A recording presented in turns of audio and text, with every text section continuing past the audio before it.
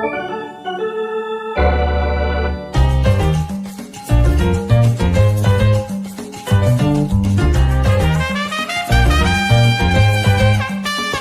with balls. Well. Good morning, good afternoon, good evening, wherever you are.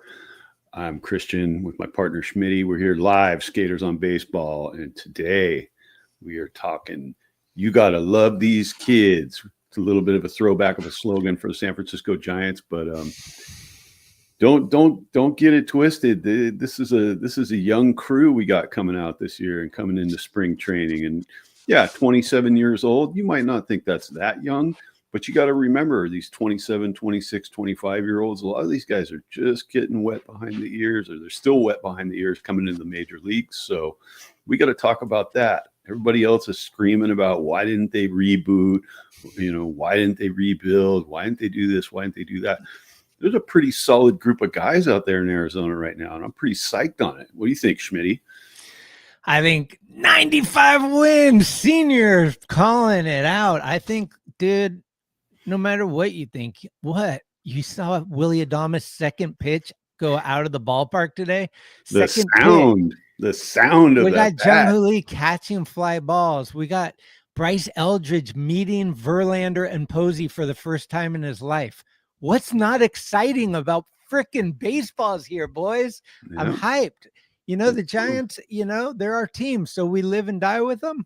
And I've been thinking a lot about this because I've been, deep diving and also just kind of trying to stay sane while I'm waiting these next 3 or 4 weeks till we're like really here. But wouldn't it be interesting if I just went full devil's advocate and everything you say, I say the opposite, and we just argue the whole time? Because I don't know, like. We got to get the ratings up over here, guys.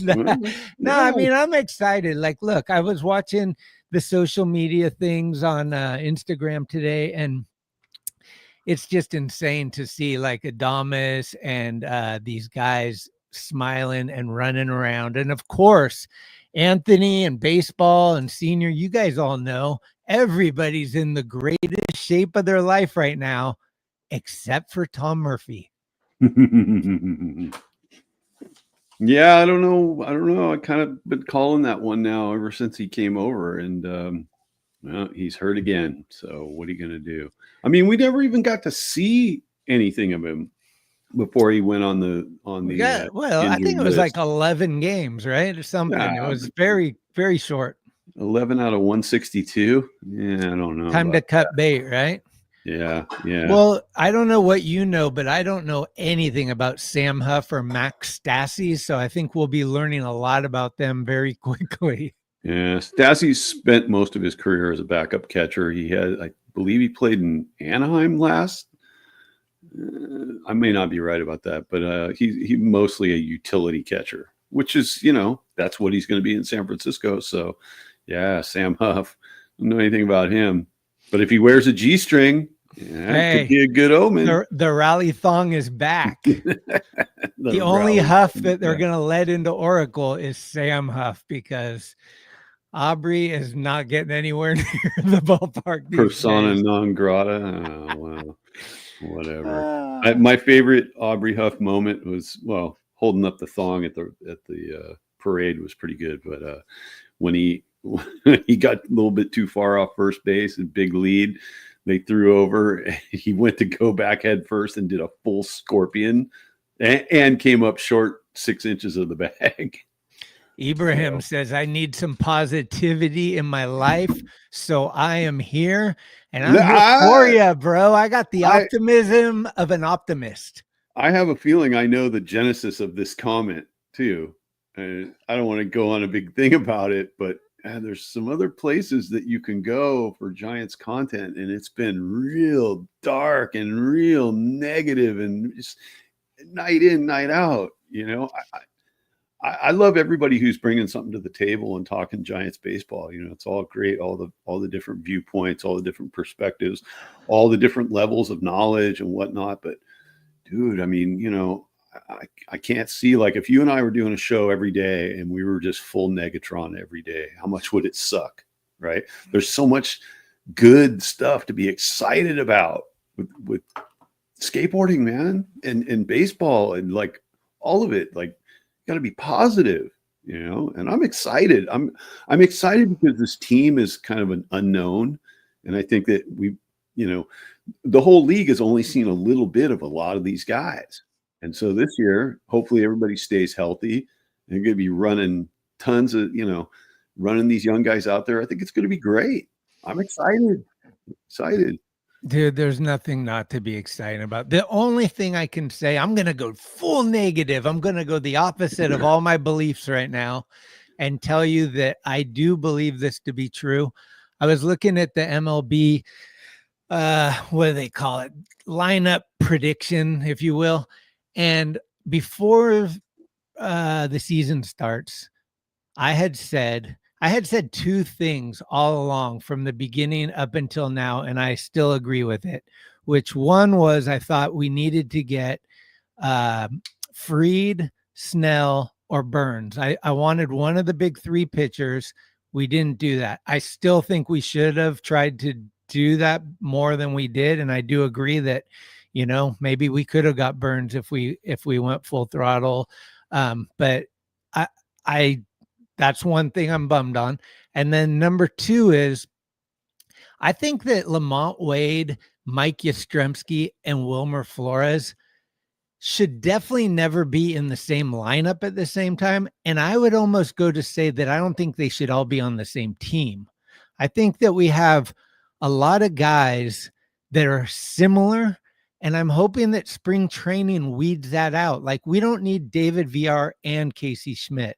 We don't need Luciano and who did I put down? I had a bunch of Luciano and Encarnacion.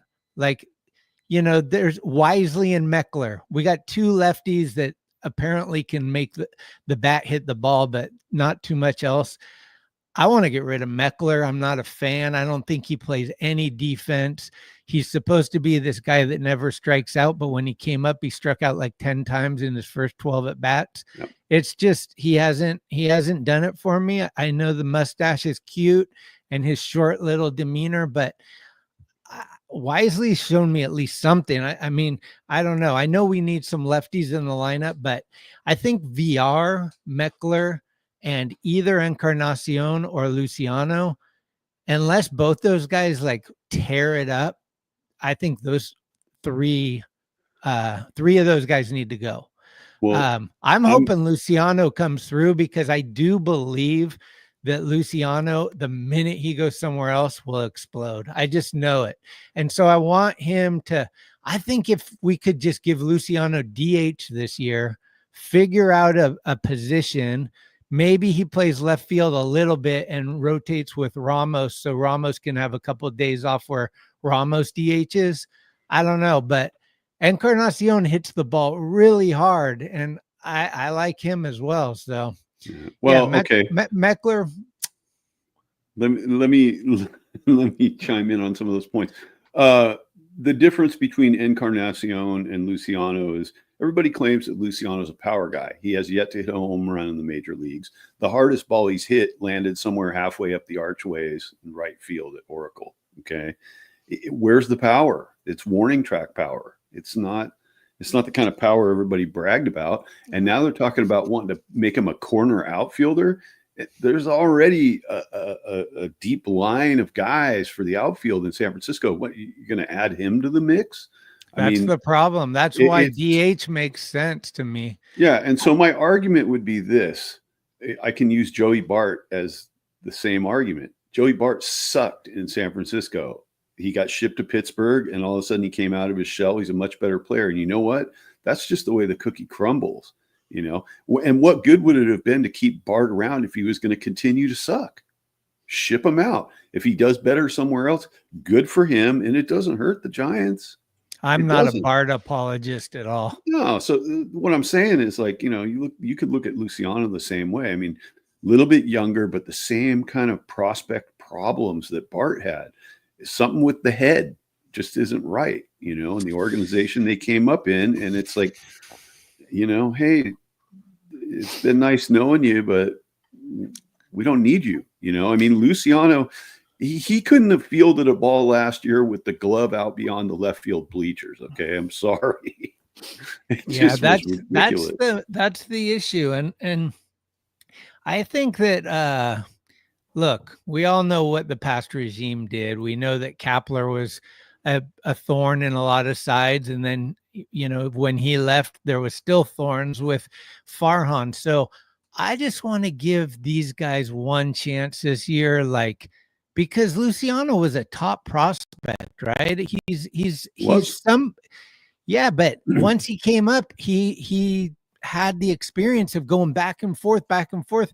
He even said, the first thing he said in the interview this year was like, dude, I was lost last year. I was like, and part of that has to be blamed on the way that these young guys were handled. I think that if I come up like I'm a Luis Matos, I get player of the week, and then I'm sent back to Sacramento because I go 0 for 4. It just doesn't make sense, and I lose a lot of confidence. So these guys are gripping. They're trying to do more than they should and all this stuff. I just believe Luciano could be something really special. I never thought Bart, for the thing that Bart and Luciano both have in common is their attitude kind of sucks. Like, they don't look like they're ever stoked. And to me, dude, you're playing a kid's game and you're getting paid a lot of money. You're traveling the country. You got to be stoked, man. Otherwise, you're in the wrong business, 100%. Yeah, you got to bring a better vibe. And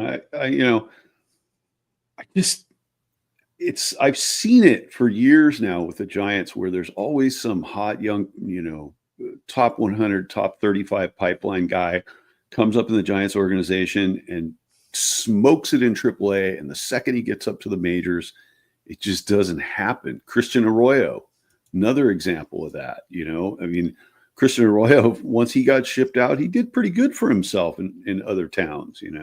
Yeah. Bart, obviously, and I mean, Luciano is just. I mean, look, he's only 23 years old. They've been pumping this guy since he was 17, saying he was the next hot shit. He's still young. He is still young, but Matos just turned 23, and look at what Matos did when he got up. And I think of the two, Matos is probably the one that suffered more from getting shipped back and forth from Sac than Luciano. I mean, Luciano just kind of came up and didn't do much. So, I mean, we could debate that one all day, but I feel like Encarnacion probably has true power that he can demonstrate at DH if that's where they decide to go with him.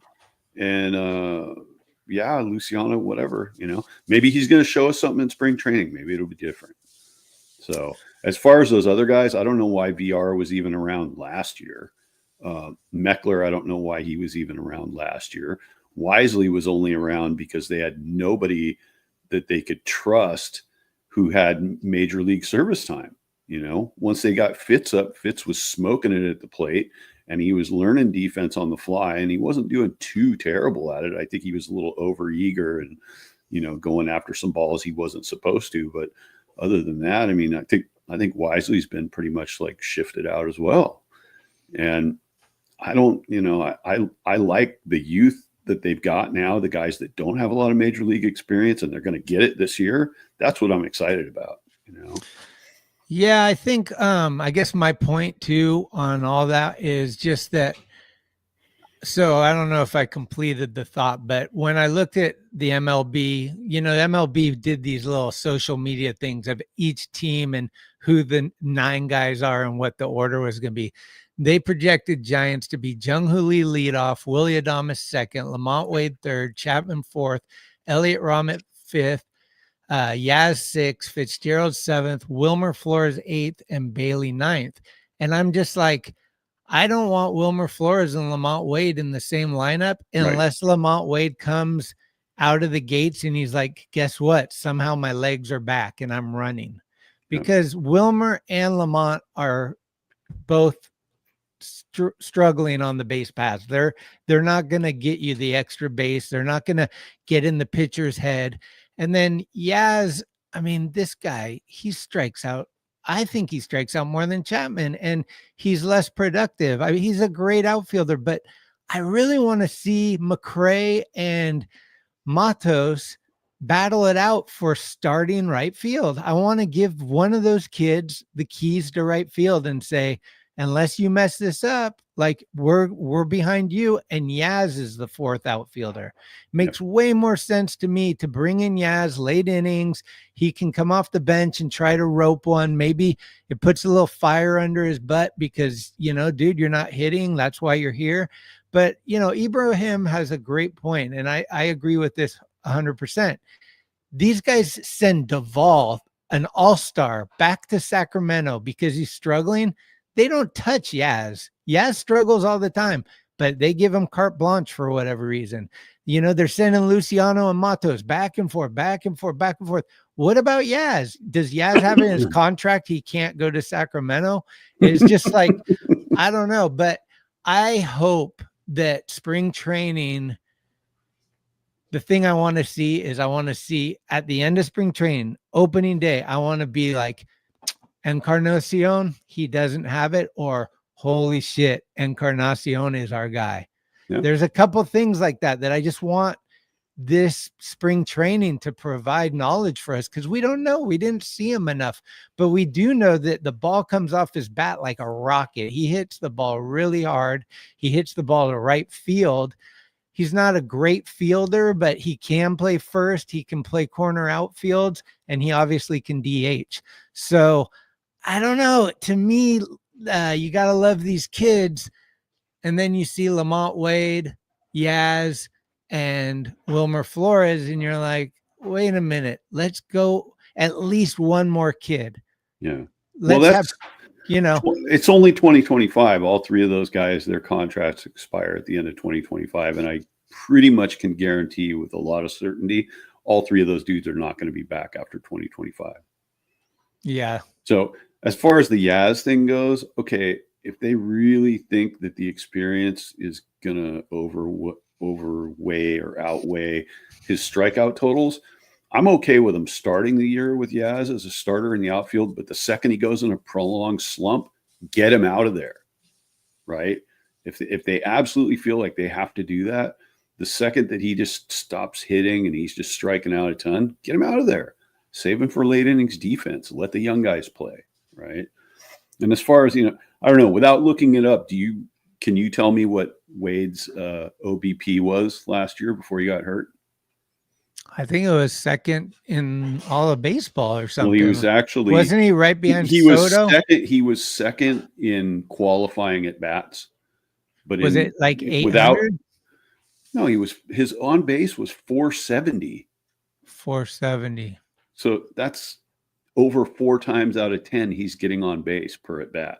Well, let's talk about that, because this is my question, because this has been a huge problem for people and it's been a big debate, right? So MLB says Lamont Wade bats third. Bob Melvin says I want him to lead off because he's the guy that gets on base the most. He has the best on base percentage. But the naysayers say, yeah, but then he's just this clog that can't. He's at first, but then he gets hit into a double play, or right. he can't get to third on a ball in the gap, and he's not scoring and this and that. So the question is, if Wade's going to play, where do you bat him? Yeah. I wouldn't bat him lead off if it was up to me. Just the speed thing, and if he's got sensitive hamstrings like he's had in the past, then you lose him right out of the gate. Then what, right? I don't like the idea of him being lead off. But again, like, this could all just be sort of machinations of a manager right now going, oh yeah, we're going to do this and run with that guy, when they have no intention of doing any of that. It's all just kind of like chicanery to make other teams kind of already start setting up for you, right?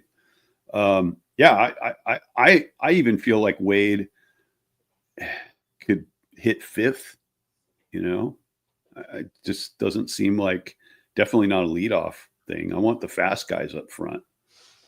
And I mean, we'll have to see. We'll have to see what Lee's penchant is for hitting with guys on base, and then just kind of shuffle the lineup from there. But I definitely think speed is important, getting on right away early in games. What's Let's see. You want the Uh, actual definition? yeah, I love learning words, man. I It's never heard that one before. Is that like part machine? Is it no, spelled like no, that or no? no. Well, it is spelled like that, but in my interpretation of it, it's kind of like this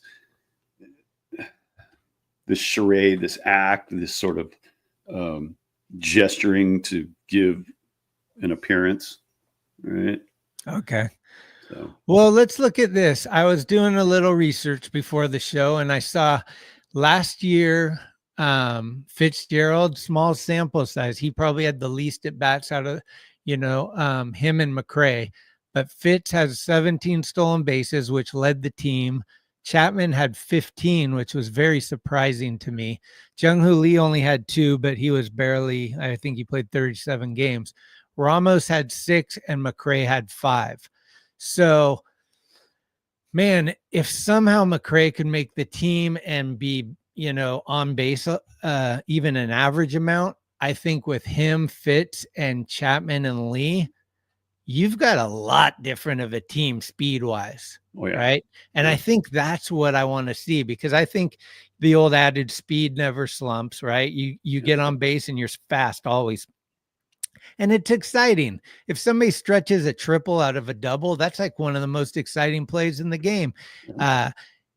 McRae proved he's like one of the best the best defensive outfielders we have already at a very inexperienced level. He came in and really showed great outfield skills. I don't think he's going to start the year as a right fielder, which means to me, and I almost feel like this about Matos as well. I don't want to see these guys backing up, because then they're not getting enough reps. These guys Right. need to play so Right. they can get in a rhythm and get better, right? We already know what we've got with Yaz. I don't think he hits left-handed pitchers like almost at all. And Wade, we know what we got out of the 3. I hate to say it, because Wilmer has always been, like, to me, he was a very clutch guy, that he came through a lot when we, was 2 outs. This guy would hit base hits to score runs a lot before his injury. So I don't know. He might come back and be the old Wilmer. That's what they're all in their best shape, all that stuff. But I think out of those 3, Wade is probably the guy for me. I'd want to see the most out of those 3. But all 3 of those guys will not be on the team next year. And to me, this year, whether we make the playoffs or we don't, at the end of this year, we need to know things. And that's what this year to me is about. Yep. We need to know right after the season, where's Bryce Eldridge? Is he ready? How was this year for him? Is he still in sack? Is he up?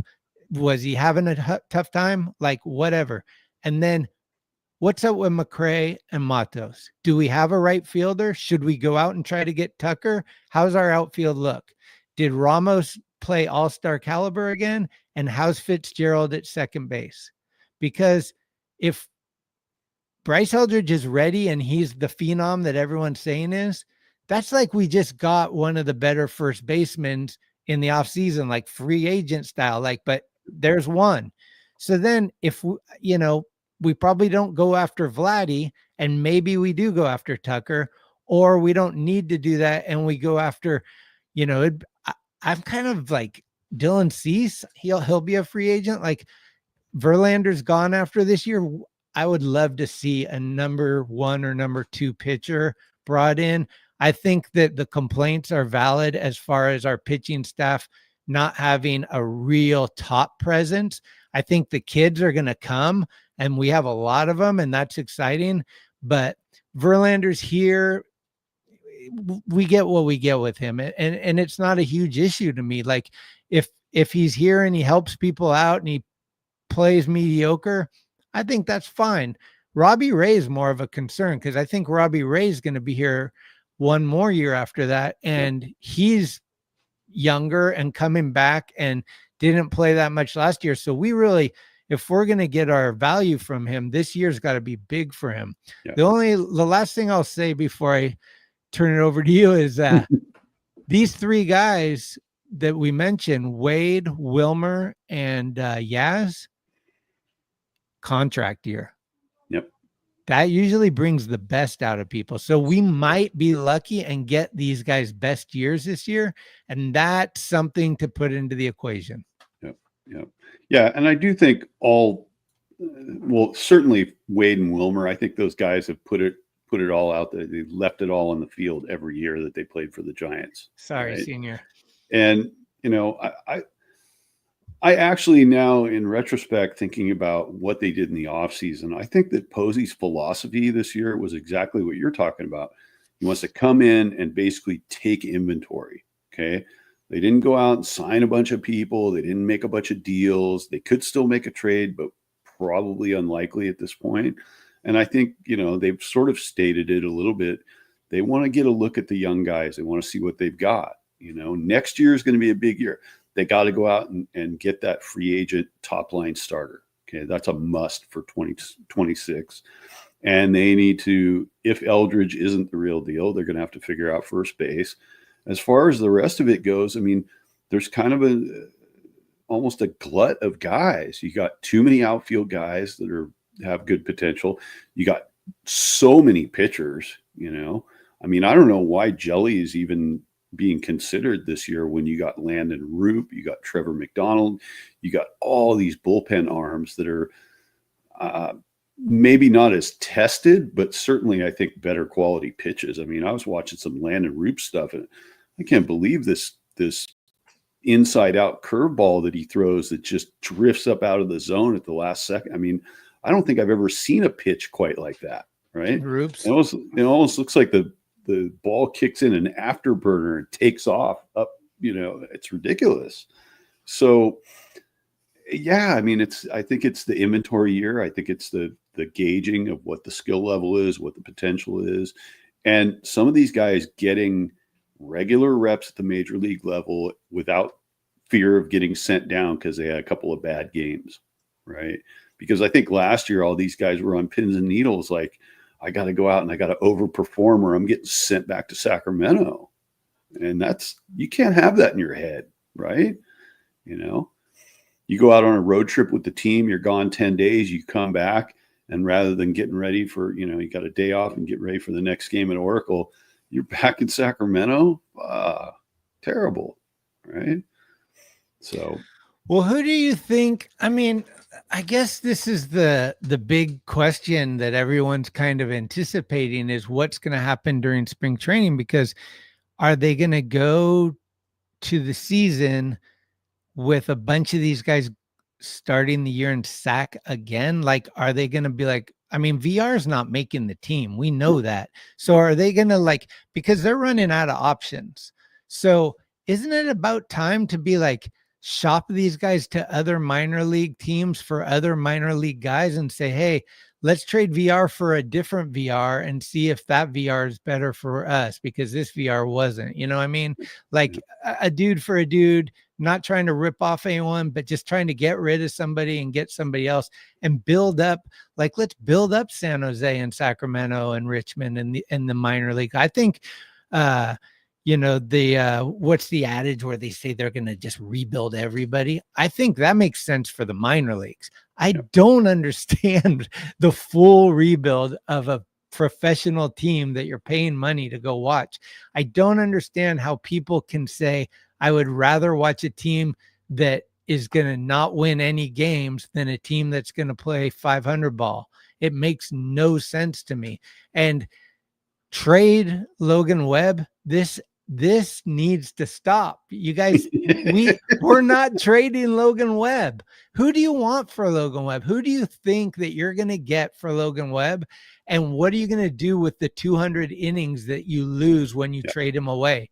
He is the workhorse of our team. He breathes black and orange. He is a giant, and all that stuff matters. Whether he's the ace of he's the fourth best pitcher in the National League. Like, if you look at these like top 100 lists, Logan Webb's always in there, and people want to look at his win-loss record. The Giants don't score runs. Yep. This guy would be a 20-game winner on the Yankees or the Dodgers or any offensive team. So I just hate the Chapman and Webb disrespect, because I think obviously MLB doesn't disrespect them because they both were in their top 100s at pretty good levels. Chapman's considered one of the best third basemen in the whole game, not to mention the National League. But I mean, let's enjoy having a couple veterans that are, they're not big stars, but they're stars, and they're going to rub off on these younger kids. You need a mixture. You can't just throw a bunch of youth in and hope that they learn from somebody. Like, the coaching staff, maybe it's not the greatest. Like, I think like learning from a Hall of Famer like Verlander is way better than like Brian Price or whoever else you want to throw out there. I know Price is gone, but it's just, there's nothing like learning on the fly, like from someone that's actually doing it in games. You're sitting there studying his work ethic, what he does, what he talks about, all this stuff. It goes a long way. And I believe that to be true. Yeah. Cy Young guy, World Series winner. I mean, Hall of Fame bound 100%. And it's, coaches can only tell you so much, and then you got to function out there. And sometimes you just need a guy who's your peer group, right? And he's light years ahead of you, and you let that rub off on you as you're coming up. It's great. All this talk about trading Webb, no matter who you trade him for, you're not going to get the number of innings, and you're definitely not going to get the number of quality starts that he gives you in a season. It's not happening. There is not going to be a 1-for-1 trade that makes this team better if you get rid of Webb. Okay. His contract's up in a year or two. You can reevaluate at that point, see what he does this year, see what he does next year. Maybe if he starts to decline, things are coming off the rails a little bit. Yeah, maybe you could move him at that point, or just let him go. Don't extend him. But to talk about trading him, this is nonsense. The Giants would never trade Logan Webb because they're not going to get a good return on investment, And as far as the rebuild talk goes, I mean, what you pointed out is like, you don't rebuilding at a major league level. Now, the only successful way to do that is to do it in the way that the Baltimore Orioles did, where they didn't rebuild by restaffing the major league team from players around the league. They just escalated they accelerated the movement to the majors of all their farm guys, right? All these young guys, and they just pushed them up to the major league level and said, all right, we have faith in these guys. We've seen the potential these guys have. Might as well get them in there now. We got all these aging out players that they're going to be too expensive, and they too much maintenance, too many health issues. Let the kids play. And they brought them up, and look at how well Baltimore did when they did that. I mean, they got Rutschman, they got all these kids that came up, and they lit it on fire right out of the gate, And so I think what the Giants are doing this year is not like that. But they have a lot of young talent, and I think that we're going to get an opportunity to see those guys, and they're going to get the opportunity to play and be fairly stratified staying in San Francisco most of the year, if not all of it, right? And I mean, look, a bunch of the lineup positions are already nailed down. Chapman's a third baseman. That's sealed up. Adames is shortstop. That's sealed up. Jung Hoo is a center fielder. That's, Patrick Bailey. I mean, a lot of this stuff is locked down. Ramos is going to be in the everyday lineup, whether it's DH or outfield. I mean, it's not like we're sitting here floundering trying to figure out who the everyday 9 is, So we're just trying to figure out who the backup catcher is. You've been on that all year, man. You were ahead of the game. You're like, we can't have Casali, and we need a backup catcher. Dude, my favorite Tourette's guy is gone. I can't believe it. Blake Sable. Shit. I really like Blake Sable. I thought he was too. I thought he could have been something, but clearly they didn't. I don't know. They tried to stick with Murphy, and I was thinking about it today. Who are they going to call up this year? They called up Casali from the farm last year, and I don't mean the farm league. He was out at the farm working. He was not playing baseball, and they brought him onto the squad. Are they going to call Vogt up this year and say, hey, dude, we need you back behind the plate. You can't coach anymore. He's managing shit. Yeah, I know. You're going to have to dig deep to find it. Or who was the other guy? Torrey Alba, or like the guy that Jorvit Torrey Alba, Eli Whiteside. Yeah, it's going to be interesting. And Senior, I'm sorry, but I do believe that 1 year in the not too far future, we will land a top free agent. I think it's coming. And I think that a lot of this shit that I've been hearing about people like they were going to spend $700 million on Judge. They were going to spend $700 million on Ohtani, but they lied. They weren't going to do that. Why wouldn't they spend $700 million on 4 players and we'd be a great team? That's not what they were doing. They wanted a player. These guys were one. There's only one Ohtani. There's only one Judge. They were going to break the bank if that was a possibility. They don't need 4 mediocre guys for $700 million. The thought process on all this stuff is so banana cakes to me. It's just crazy. But Hector Sanchez is in our life. Let's do this. Yeah, I mean, because right now it's Bailey and then Huff Daddy, right? I mean, Murphy's probably out of the picture. He's probably done, and it's this is interesting. Yeah, Eddie. See, this is Greg and I have had this debate now ever since Sable came up, where it's like the catcher's Eddie was a hitter. And, yeah, he could hit, but his catching defense he was letting those laces contact the bat too many times, right? Too many catcher's interference, and you just can't do that in big situations. He was doing it too often. I mean, to the guy's, defense, the guy they threw him in like it was an emergency. Like it was like calling in Casale, like, we need this guy. Well, not only that, but he was a Rule 5 guy, which means he had to stay on the major league roster the entire season that year, or else they would have had to give him up. So there was that. He was forced into service. And Ibrahim knows. I know nothing about Stassi, so I'm interested to see. Yeah. It could be good. I mean, was it Gary Sanchez, the guy they signed, and he never played a single inning, right? They had a few of those guys. What was that other guy's name? Roberto Perez or something. Yeah. I think he got hurt the first at bat of the opening day, and then he retired. Yeah. Who was the guy they had that went to the Braves and did really well down there? Catching? Yeah. The Giants sent 2 players to the Braves. I believe Duvall was one of them, right? Adam Duvall for sure. I don't remember the catcher, though. I think there was a catcher. It wasn't McCann, right? No. McCann was never in the Giants organization. Darno. At any rate, yeah. Look at that. Eddie comes through. Darno. Yep. So what are you going to do? Backup catchers, I think, can be had fairly cheap and fairly easy, so we shouldn't worry about it. And hey, Stassi could be good.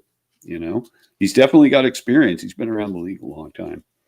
So, anyways, yeah, I'm excited about Matos this year.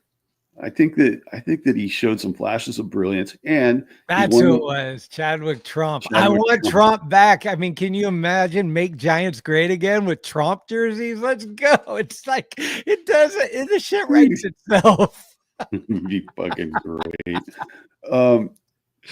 Where was I lost my train of thought. Matos. He won the Rookie of the Year award in the Winter League, Winter Ball. Yeah, I'm excited for Matos. And I thought, I mean, obviously, I got to see him when he was going through that arc of incredible baseball that he played.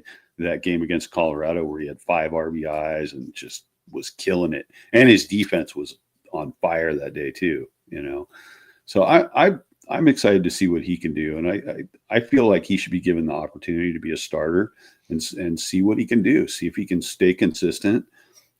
He's definitely got a great swing, great at-bats when he's on, and he's got a little bit of speed. He can run. He's not slow, So I'm excited.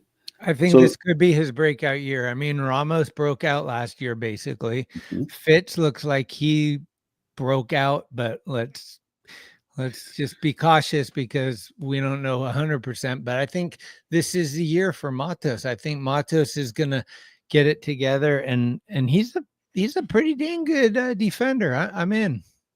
Yep. Yeah, and it's there's just something about him that makes me feel like if he gets regular service time the way Ramos did last year, he's going to be good. Who wears a blue glove to a Giants game? Come on, that is a faux pas if I ever saw one. I agree with that. So what do we got? The first spring training game is already coming up this week between the Dodgers and the Cubs on Thursday. Is that already? No, Saturday's the first. Oh, Dodgers, Cubs. I don't know. I don't care about that. Yeah. The Giants. The Giants don't have Saturday. one until the weekend. Yeah. Yeah. Is the Dodgers in Japan? Not that series. I think it's the season opener they're playing in Japan against the Cubs. Look at this, man. -9 up in South Minnesota. Great show, dudes. Krister, put a jacket on, bro. Do you wear turtlenecks up there? I'm not a turtleneck fan. I have a buddy, Adam, who's out in Minnesota with his family, and so cold up there, bro. Dude, he just sent me a thing today that said with the wind chill in his part of Minnesota today, -50 with the wind chill. Okay. This guy has sent me videos of him trying to start his car in the garage, and it's too cold for the car to start. The doors on his house being frozen shut, and they have to heat them up just to get out of the house. So yeah, I'm feeling you. Yeah, see, he's in like -9 is balmy compared to some of it. Like I love it. The guy sends me screenshots of his weather app, and it's like -18 feels like -40. I got no business in anything like that. My arthritis would just would crumble. Yeah, I'm freezing up here. You know, yeah, it's what, like 29, 30 up there, right? Getting down to the low 30s at night. I mean, when it was raining on the 6-7 days straight, it was getting up into like 50, 51 territory during the day, and not as chilly at night. But dude, when it's dry up here this time of year, whoo, it's cold. It's cold. So what are your feelings about, we haven't talked about this at all. And I know Glenn from the other show, he hates this kind of stuff, but I feel like there's a lot of value in it. And that's having these guys that used to be Giants go down to spring training. You got JT Snow showing Eldridge how to play defense. You got Petit down there trying to help Doval get his shit back. That stuff, I'm so interested. I mean, dude, if Doval comes back even close to where he was, that 1-2 with him and Walker, 8-9 inning, our bullpen is looking good, you know? I mean, we already got what? Rogers probably leads the league in appearances. He doesn't get as much respect, but he pitches great. And then we got Rodriguez, we got Jelly for the long innings. Eric Miller. We do need one more left-handed reliever, and I'm sure they'll figure that out during spring. But the bullpen, I almost, without thinking too hard, I'd say the bullpen's probably our best. Like, that's our strength right now. Yeah. There's an overload of arms in there, and I think there's a lot of quality arms. And then you got the really young guys that, again, haven't really gotten that much time in, but what we've seen out of them, it's been impressive. So yeah, I think if Doval can screw his head back on properly, like it'd be great being the 8th inning guy, you know. Krister, I'm in Northern California right now. Actually, I was talking about my friend Adam that lives out in Minnesota. He lives right next to a lake somewhere. So anyways, yeah, I mean, I like the idea that, you know, they send these retired dudes down there to talk with these guys, because they've been there and done that. They've played full careers. They've had the ups, the downs. They know what works, what doesn't. And so to be a spectator, you know, a fan of the game even now for those guys, it's like they see everything. You know, they see everything. I mean, you listen to Will Clark talk on their little things about what he sees in guys and what he sees on the team. He's dead on every time. 100% correct. So I were you saying that Yusmeiro Petit is down there working with dudes? Yeah, he's there with Doval right now. Wow. Okay. So he's done then pitching, right? Oh, Petit. Yeah. Okay. Mm-hmm. Yeah, they got a bunch of guys. JT's going down, I think next week or soon, and Scootero's coming in for a week. They got probably some outfielder that I'm skipping. Maybe it's Pence or somebody, but yeah, I think the history of the team is important. I think it's super cool to have Barry Bonds stop by and come in, and you're not only are you like wanting to hear what this dude says, but like freaking what's his name? Bryce Eldridge today. He's like, I took a selfie with Verlander when I was 9. Like these guys are fans of the game. They understand who these guys were and their importance. And I think that stuff is super valuable. It's like when you're in the van with the Gons, you're like, that's Mark Gonzalez. I'm in a van with them. We're going skating. This is amazing. Like I better rip, like it's the same shit. Totally. Yeah. And I feel like, I mean, I see Eddie's in here saying, he doesn't mind sending the alumni down there, but it's got to be someone who did something. Well, Robbie Thompson, JT Snow, they were part of, huge JT time. Snow is a great defensive first baseman. I'm happy about that because Eldridge that's his weakness, his defense. Yeah. And, if Barry shows up once in camp, everybody there is going to be like, how do I do it like you did it, which is everything was just plate discipline with Bonds. I mean, it's like, I dare you to throw me a strike and I'm going to hurt you. He didn't swing at bad pitches hardly ever. So it's just that presence I think is important, and I like that. I think Vogelsong's still working with some of the pitchers and stuff occasionally, and Randy Wynn doing the player development. And he was no slouch in San Francisco. So it's gotta have a positive effect on the players, especially with the young guys, not that they get all starstruck and fan out on these dudes per se, but it's like they go, man, this guy achieved a lot in his time playing. I'm going to try to learn everything I can from him. Yeah, I don't think they're gonna just wheel out Johnny LeMaster or something. Like, they're not just like, this guy was on the Giants, he sucked. Like, no, there's definitely a purpose. I don't think that they're gonna bring anyone down there to help people that can't help them. But I mean, in general too, like when they have these like like each year, I think they have the 25-year reunions or something. I think that stuff's cool just to bring these guys, Marvin Bernard, Angel Pagan, these dudes that like, they were like dudes for us. And I don't know, as a fan, I appreciate that stuff. Oh yeah. I get excited when they do the reunions and seeing all those guys. The Andres Torres in some leather fringe outfit out there just flossing. I mean, but those guys were legit, man. They really were incredible players. So this is what I'm talking about. Baseball is basically nailing the nail hammer right on the head. It's so much more than what people see on paper, right? Yeah. Like Adames today, he was leading. I'm watching a lot of this stuff, by the way, and Adames is in camp today. And he's got a group of young guys around him and he's leading a discussion.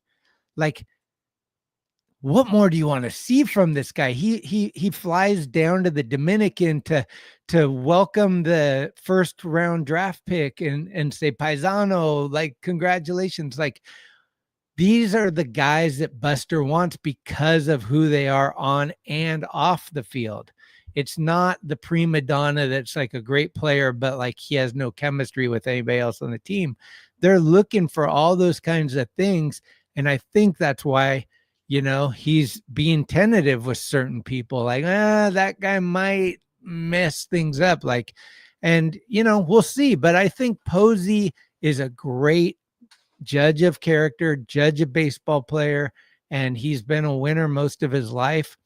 I don't see how you can be anything but optimistic, especially after losing Farhan and Kapler, when I don't know about any of you guys, but in my circle, fire Kapler, fire Farhan was all I was hearing. Social media, in my ears, at games, nobody liked those guys, and now they're gone. Yep. So like, let's see what's next. Like, yes, finally. to call it losing them makes it sound like it was actually a loss to get rid of them. I mean, good riddance, right? Yeah. But I think you're touching on something that's I think this is the reason why they extended Chapman, because they want guys in leadership roles, right? Veterans in leadership roles.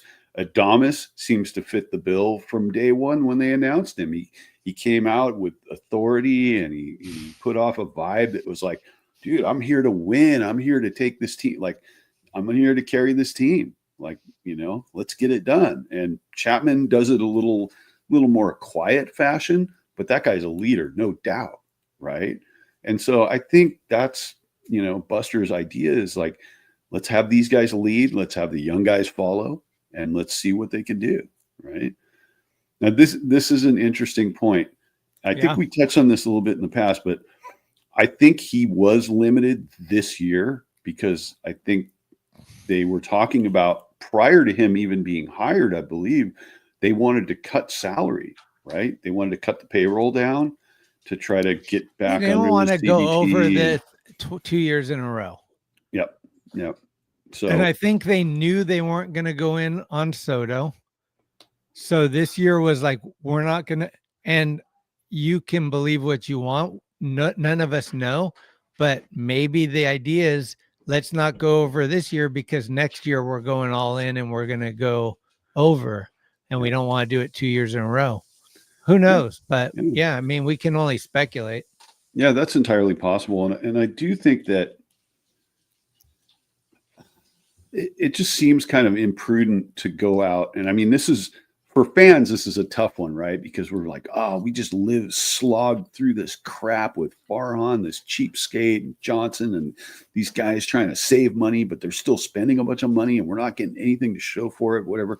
I think that this year, getting Posey into the rhythm of being the everyday president of baseball operations, giving him the money to sign Adames, letting him kind of take a flyer for 1 year on Verlander to kind of just fill a gap. I mean, think about it. There is going to be a lot of change next year.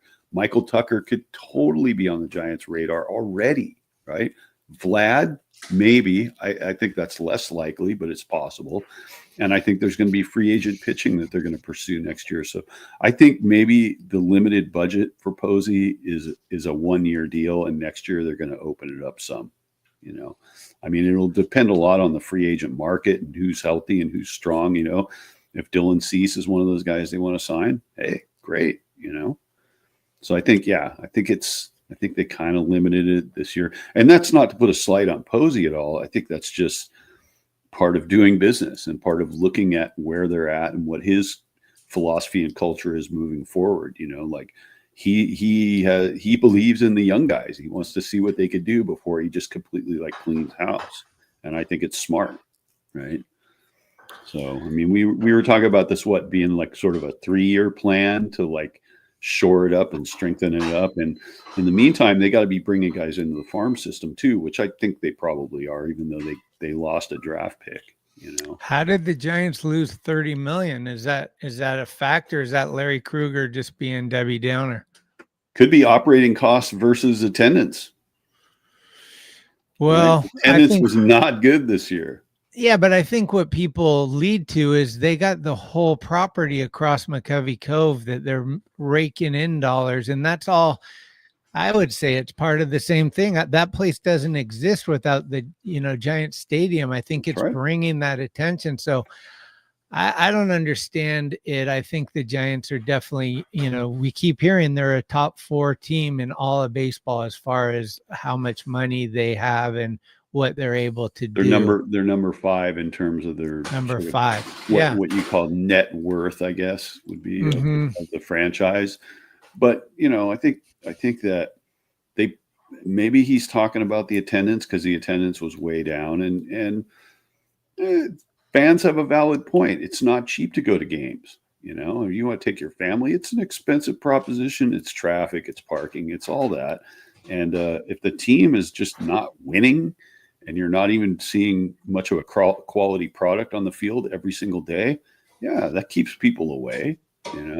So they could take a bath. I mean, I would be curious to see what the actual operating cost of a single home game is for the Giants organization in terms of how many people are they paying for how many hours and what it costs to get all the concessions up and running. Like I'd be curious to see what that is versus what ticket sales are.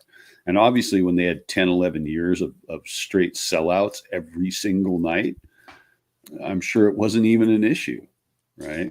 So they're making a ton of money. Well, there's a lot of things they could do differently. That's for sure. I mean, we could go on and on about it all year, and we probably will, but there's just been a lot of things that they've done where you're scratching your head. The thing is, when people discuss trade chips, obviously Giants aren't going to trade Eldridge. Yeah, so this is exactly where I was going. I'm glad you wrote this because my brain was scattered. But I do believe that this is Buster Posey's rookie year, that no matter who Buster Posey is, at his job this year, he is very green and he's a rookie. So is he going to be able to make the best trades his rookie year? Probably not. I do believe the narrative that people are trying to take advantage of him because it's his first year and they're trying to see what they can get away with. And everybody's like Bryce Eldridge or bust. I believe that could be a true thing. And that after he gets his feet settled, that he'll start making more trades. I don't think trading's that easy of a thing. I think that when you make a trade, everybody wants to win the trade, you know? Yeah. And see, I think a lot of all the other teams around the league and all the other president of baseball operations, whatever city they're in, they're sizing Buster up, right? Because Buster's not a known entity on the management side of things in baseball. He's a known entity as a player. But he's not one of these guys that studied it in college and got in with a minor league team and then climbed the ladder and then suddenly finds himself, one of the Manassian brothers, right? Good old Zach. So, yeah, it's I think they're sizing him up, and I don't think anybody's going to do him any favors because why would you want to enrich your opponent? The guys you're competing against. But yeah, see, Cole's on point, right? Yeah, because so who did Farhan get? He got Jorge Soler, who they let go in the middle of the year. He did get Jung Hoo Lee, right? Yep. So he got Jung Hoo Lee, he got Chapman, and then Posey re-signed Chapman. So people don't really give credit for that, but he drafted Bailey, I believe. Farhan? Yeah. Well, so, you know what time it is, right? Oh, it's that time. It's time to shit on Farhan. It's time to shit on Farhan. That's right, kids. We're shitting on Farhan because I'd much rather shit on him than the owners. And I believe that Farhan already has been won up by Buster. And this guy signing with the Dodgers this quick, I don't know. A lot of conspiracy theorists out there, but that was bullshit. I just think like take a year off. I think it's funny that anybody would go and sign him after the track record that he had in San Francisco. Only the Dodgers could do something like that. Ooh. Only the Doyers, the Doyers. Clicking. I wanted to click something else. How's it going, D-Bug? It's going good. It's going good. We're on a positive trip right now about the Giants. That's how it's going. Yeah, we're talking about off-season moves, right? And I want to run through my little list real quick. I say Farhan Zaidi, bye Felicia. That's an A+ right there. Okay. Conforto gone. I'm gonna go B-. He was whatever. Taylor Rogers gone. I'm gonna give that a C because they ate 6,000 of the 12,000. If they had not had to eat any money and they just got rid of him, I would have said B+, A-. Mark Canha gone, A+. Ahmed gone, A+. Adamas here, A. Verlander, I'll say C plus. And Stassi Huff, to be determined, but we'll go C, average move right there. But with all that being said, and the re-signing of Chapman right before the end of the year, I'm gonna say the team did pretty dang good. I want to say C plus B minus. You know, I'm in that, and with Farhan gone, I want to go B minus. I want to give him a little bit above average. That's where I'm at. Yeah, and I think for anybody out there that's whining and crying about, oh, they didn't improve, they did improve. They improved in a lot of different ways. Maybe not huge, flashy ways all the way across, but definitely improved. Okay, Farhan being gone, improvement, right? The guys you mentioned that they let go, improvement. You know, the Taylor Rogers thing, yeah, it did suck that they had to eat half of his contract, but you know what? He was terrible. So good riddance. And the whole twin novelty thing, stupid. You know, these guys will probably individually do better on different teams, right? So. Yeah, Yes. I mean, there's a lot of talk about all this stuff. I don't know if you guys remember this. Yeah. Did he get fined for that? I don't know. The guy was unreliable. He couldn't pitch in the pressure situation. So they brought him down to like 6th inning, 5th inning. Like, we don't need is he the highest paid reliever on the team? I mean, Hicks is a starter, so you don't count him, but I think he makes more than Duvall, Walker, Tyler Rogers. He was the highest paid reliever on the team, and he's not the closer. He's not the 8th inning guy. He wasn't even the 7th inning guy. We can do much better for less, and it was his last year. Let's lose the money and lose him. I want to start over with his leftedness. He wasn't even that good against lefties. His strength was against righties for some reason. And what does it tell you about the confidence an organization has in a guy that they're willing to pay to get rid of him?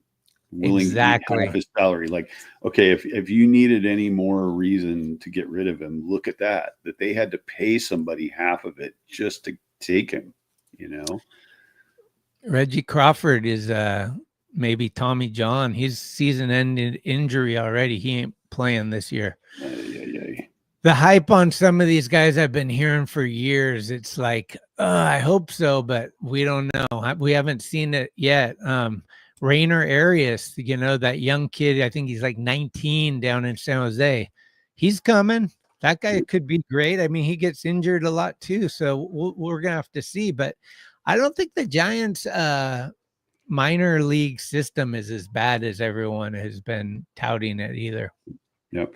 And there's something, I mean, yeah, it feels like there's a left-hander shortage, but really splits, all those matchups and stuff, I mean, doesn't quite have the same weight as it used to. I think more it's just you have to be good. You have to be great. Your stuff has to be incredible. That's what's going to help you survive in the bullpen. Right-handed or left-handed, doesn't really matter. I mean, certain guys will, you know, hit lefties or righties better. That's part of the game. But I mean, really, like I feel like if a guy's got elite stuff, he's going to get guys out no matter which way they hit, right? And so you got a guy like Taylor Rogers who wasn't really getting people out when it mattered most. Yeah, bye. See ya. Yeah, I mean, I agree with this, and I think it's for offense and pitching a little bit, where they have a lot of these guys that are, you know, if you want to call him a 75 to 80 type guy or a C plus B minus kind of guy. It's like, there's a lot of those guys, right? It's like, who's better between Roop and Keaton Wynn? I don't know. They're both pretty good though. And Birdsong and Harrison, like there's a lot of these guys that are kind of at that same level. And we're just waiting for somebody to take the gear shift and throw it into fourth and bonk on up into Oracle and keep doing it. I believe I'm putting my money on Kyle Harrison this year to rebound. I think that last year, for whatever reason, there's rumors that Brian Price ruined him. There's rumors that his injury ruined him, but he lost the speed on his fastball. This year, he's already found it. He's pitching a little differently, and he's really high-spirited. He thinks he's back, and this guy was the best left-handed prospect pitcher 2 years ago in all of baseball. Yeah. Like, let's be a little patient with this guy. I think he's the real deal, and I hope so. I hope that a local guy too. He's from the Bay Area. It's really cool when those things line up like that. And his brother's at St. Mary's, and I think Kyle Harrison is going to be the real deal Holyfield. Yeah, and I think Harrison last year leaned heavily on a two-seamer, and then I think now he's throwing a four-seamer, and he's trying to throw an extra pitch into that selection that he's got. So yeah, I'm with you. I'd like to see him bounce back. I hope that he does. I saw something here that I wanted to put up real quick. Let's see. Keaton Wynn throwing 95 plus. That's what I mean. This guy is a thrower. I like Keaton Wynn better than Tristan Beck, honestly. Yep. I think Roop and you got Harrison and Birdsong. They're kind of like the A tier for me, the two guys. Then you got Roop and Wynn right below those two guys for me. Then you got Beck and who are some other guys? There's so many guys that are kind of, Trevor McDonald, Wisenhunt. I don't think Wisenhunt's coming up this year. I think him and Eldridge need at least a year. And also for us to find out, I think Jordan Hicks is going to be a huge story this year. He worked out every day at Oracle this off season. He gained weight. He knows he wants to be a starting pitcher, and he's determined. So this will be the year to see, can he pull it, or is the same thing that happened last year going to happen? That's where, and the trade for one or two of those kids to bring in a bat or something. Yeah, I'd love to see that happen. Yeah, totally. Yeah, Mason Black, he's another one. Exactly. Yeah. So I agree with this, but I'll tell you what was a bigger failure was not trading Snell at the deadline last year. That was a huge that was almost as big as the Angels not trading Ohtani at the deadline. Even though he was hurt, they still could have got a mountain of talent in exchange for Ohtani. Yeah. Okay. So I agree with this, but you're not trading Snell, especially, it's easy now in retrospect to go they should have traded him. He was going to leave anyway. Right. It's just, but I think, so to Eddie's point, I do, obviously on paper, it sucks. And I agree, but I also wonder if you're not going to get anything back and you pay $6,000 or what was it? 6 million. 6,000. Anyway, if you're paying half, it almost feels like a Melanson move where you're like, dude, I'm just happy to get rid of this guy. Yep. I mean, I think that's the vibe. I think that's the vibe. I'm surprised so many people are worried about that. I think that there's going to be lefties in camp that are going to come up. There's already been 2 mentioned that are throwing really good. I'm not worried about us not having enough lefties in the bullpen. I think that will work itself out. Yeah. I mean, there's so many guys that they have available. I mean, a lot of these dudes are going to wind up in Sacramento. That's just the way it's going to be. Oh, has he been hitting the weights? No, that's what I'm saying. Hicks is it's kind of like Matos, where they were like, hey, you got to do this. And he came like a bigger Matos. Hicks is looking like he ain't playing, he's ready. So, dude, the first half of the year last year, he was the best pitcher on the team. He was going bananas, and then he got gassed. But if he can build the stamina, and I do think, hate to say this, but Verlander being there, maybe his presence and his kind of helping out with some of the, hey, dude, don't throw 98 every time, throw 95 a couple, I don't know. There's probably strategies to help these guys figure these, because this is new to them, and who knows. But if Hicks could do it all year like he did the beginning of last year, That's what we're looking for. Yeah. Yeah. Huh. Yeah. I think we were all pulling for him to get re-signed, but that They wasn't should going to have signed happen. Tanner It Scott wasn't. for It wasn't sure. going to happen. Tanner Scott would have been a great pickup. I said Tanner Scott. I don't know in what world the Giants would have been willing to offer Snell what it would have taken to get him to come back. I just don't know what that would have been. Was the no-hitter not worth it? Yeah and no. I mean, it was worth it because a no-hitter is always worth it. But it's not worth it when a guy's just going to walk and then you didn't make the playoffs. To me, It was smoke and mirrors. To me, it looked like that was going to keep him a Giant because he threw his first 9-inning game in the history of his career. He's got Bailey, this catcher that together they did this accomplishment. He's playing golf with Logan Webb. Like he's building these bonds. I thought if we can keep him, then it would obviously have been great. So I think kind of the smoke and mirrors of like him kind of playing it a little bit like, yeah, I'm down to be here. And then I don't think he was down to be here. He was, well, we had all these clowns signing with the Dodgers. Like they saw what the Dodgers have been doing. And they're like, yeah, I want to win too. I want to jump on that train. Man, fuck, whatever. The guy I respect is the guy that goes and signs in a town where it's like, they're just starting to put something together. And this guy wants to get in there and go, you know what? I want to go with these guys and ride it all the way to the top, right? Start here, go that you can only go up. Right. And I think the Giants are in a spot now in the division where they can only go up. And the Padres, the sun is starting to set in San Diego. I'm sorry, but man, it's just every day it seems like you hear something about the Padres, just seeing them go further and further down the hole. So. If they get rid of Dylan Cease before the season starts, I truly believe Giants will top them. I think Padres are headed to 4th place if that happens. I got a question for you guys. What do you think the over-under is? Do you think it'll be before All-Star game or after All-Star game that I get a selfie with Kate Upton? I think it's going to be after. That's after. I'm saying before. All right. Before All-Star game, I'll get it. Okay. And I'm going to get Verlander's autograph. That shouldn't be too hard. That's going to be easier than getting a selfie with his wife.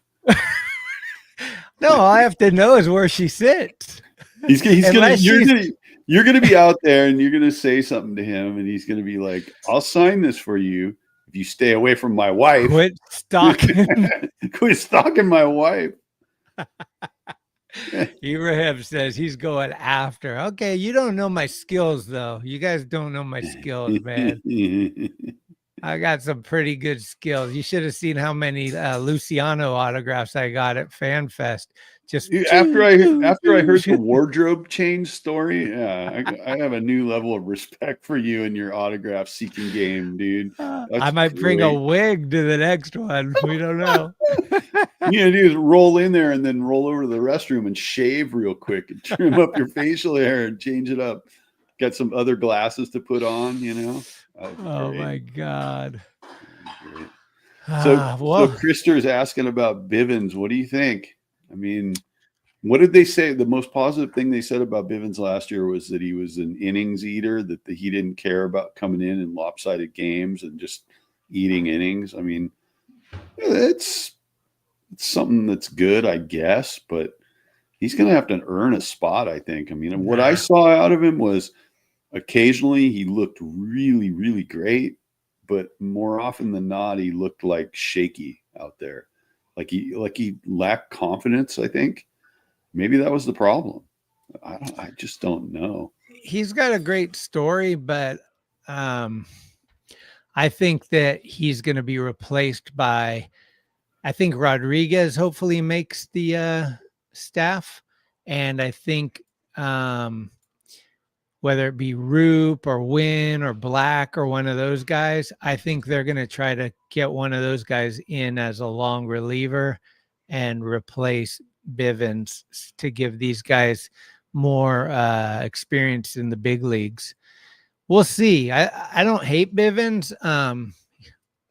I think they can do better. We'll just have to see. I do think that spring training a lot of times has a lot of stuff happening. I think there could be a trade or two still, like don't not think that might happen. And I don't know, Yeah, for sure. Bivens is legit. He is legit. And I like his swagger.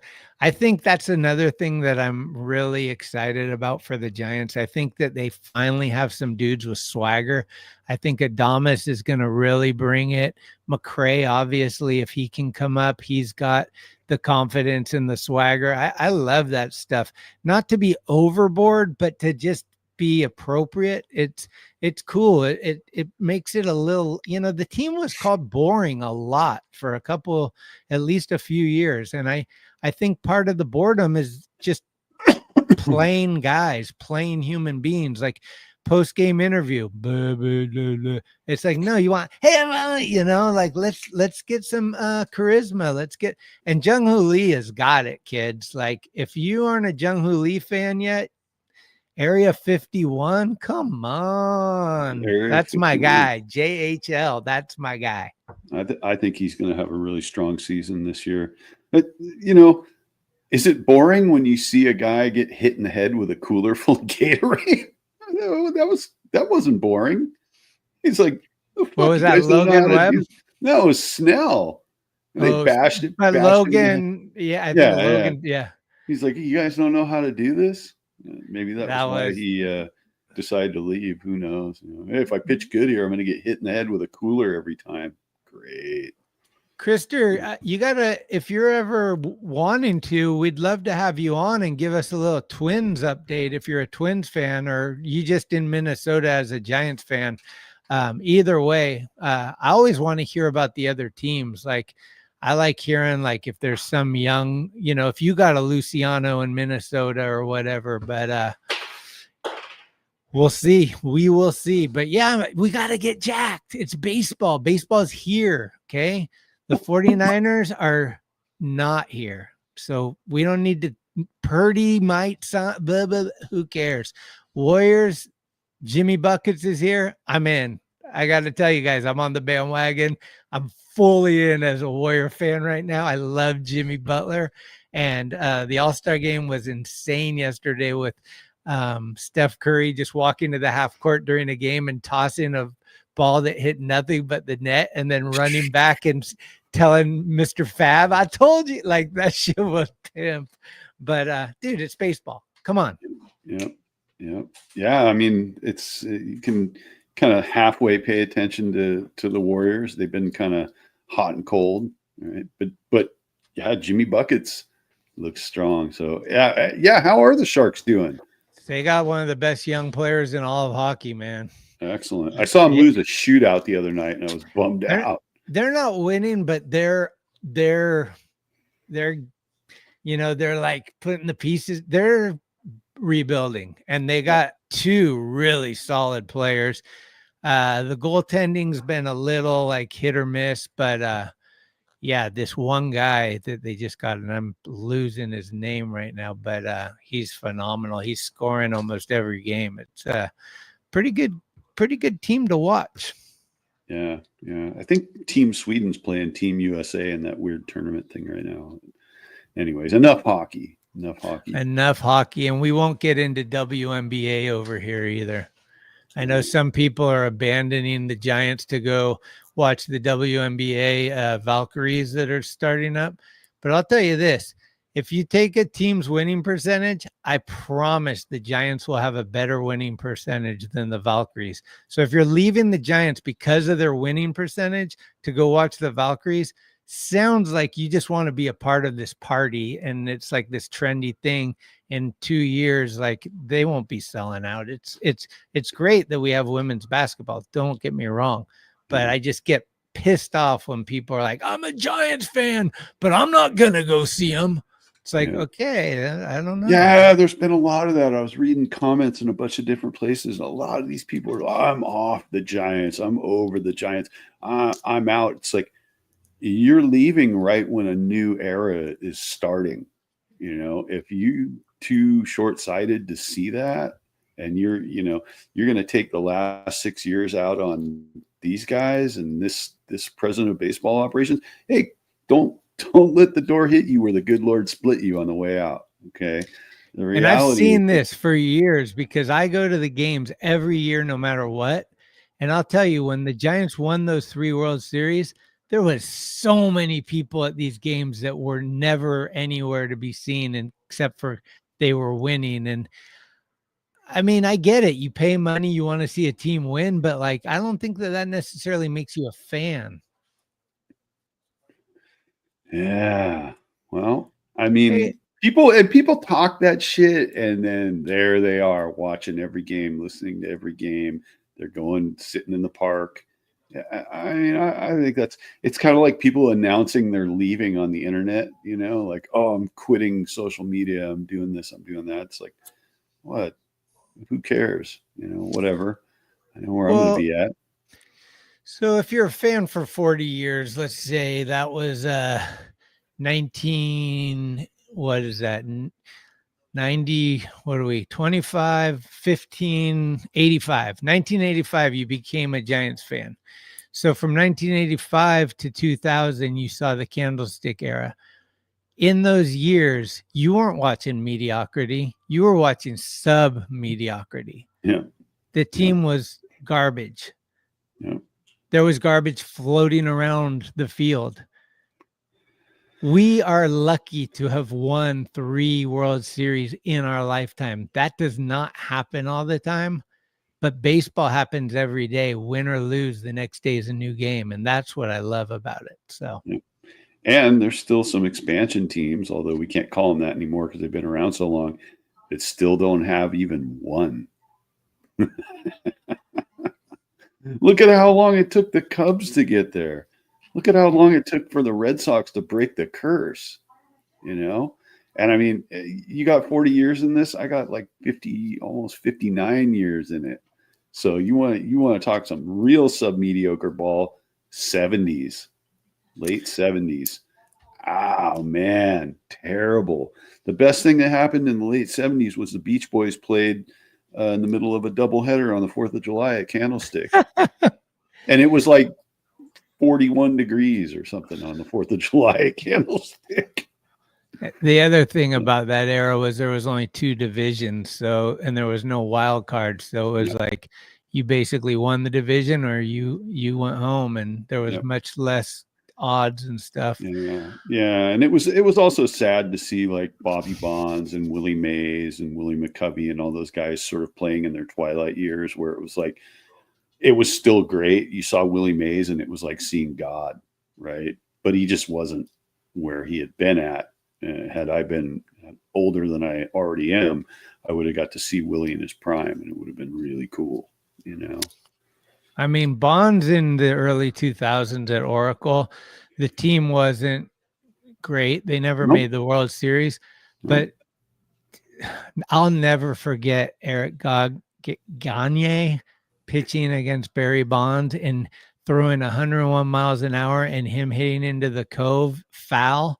And then the next pitch, he hit it fair. And they were just, oh, man. That's one of the greatest pitcher batter battles that I've ever seen, right? So it's one of those top highlights. So yeah, Anthony's pointing out that the 2002 World Series, that one just feels like it wasn't, even though it was, And then 2003 getting knocked out by the Marlins in the first round was like, yeah, that was suffer camp a little bit. But Barry Bonds paved the road that the 2010 teams took to get there 3 times, right? Absolutely. And without him, you don't have Oracle. Without him, you don't have a different attitude and a different culture in the organization that is looking for excellence, right? So yeah, man. Yeah. But that is the era that we were starting our show with tonight. You gotta like these kids. Yep. And I'll tell you this. Nothing Like It Part 3. I don't know why they're keeping that slogan that kind of makes you think about Farhan and Kapler, because it was a part of that era. And maybe that's part of the problem. Maybe the fans are still in that mindset because of the slogan. They could have easily turned it into something like Making Memories, right? Like Buster threw that out there and gave it to them, and maybe they're going to wait a year, but do it for the Bay. The A's are gone now. We got the whole Bay. Like, I don't know, Young Guns. There's Black and Orange Till I Die. Let the kids play. It's not that hard. We can come up with shit. Play the nephew. Play the nephew. Baker made a bad decision and cost us the World Series. Russ Ortiz, we'll hear about it for the rest of our life. The Rally Monkey killed everything, and then they made a movie about it. It was like horrible. They made a movie about it? Well, no, but the Rally Monkey was in that movie where, you know what I'm talking about? The one where trying to forget. The disease was everywhere, and it was the monkeys. Like it was the Rally Monkey. Yeah. And just in case anybody's wondering, You Gotta Like These Kids is from 1986. So it's basically 39 years that we're talking about since then. Okay. I was in high school, believe it or not. Yeah. See, LD's on point with us. I like it. Page. That's what it's gonna be, something special, I think. And listen, I'm not afraid to criticize things, and I think once the season starts, you will see a very frustrated fan that's very critical of a lot of things. I just like to hold out until the games start and see what happens. Right. There's a lot of good things that can happen with this squad, and I believe a lot of good things will. So I don't know. I'm smelling my dinner. I think we're kind of winding down here, but I want to just thank everybody for joining us. And please, if you haven't hit subscribe or like, that's the way for us to grow. And I just want to see as many of Giants fans in here, especially when the games start, because we'll be all fired up. We'll be either stoked that something great happened, or we'll be furious that they blew something, and day to day it's just going to change. And that's the beauty of baseball. I love knowing when I go to bed that I can wake up in a good mood because today is a new day. Yeah. And I think actually we're going to be more pumped this year than we're going to be down. That's just my prediction. We'll see. Time will tell. And 83, we'll 85 know. Wins is what I got. All right. Senior said 95. I think he was being sarcastic. I don't think Senior thinks 95. Senior's an A's fan, so he can't be pumping up the Giants too much. But, Senior was at the DNA Lounge for Cypress Hills video filming. Yeah.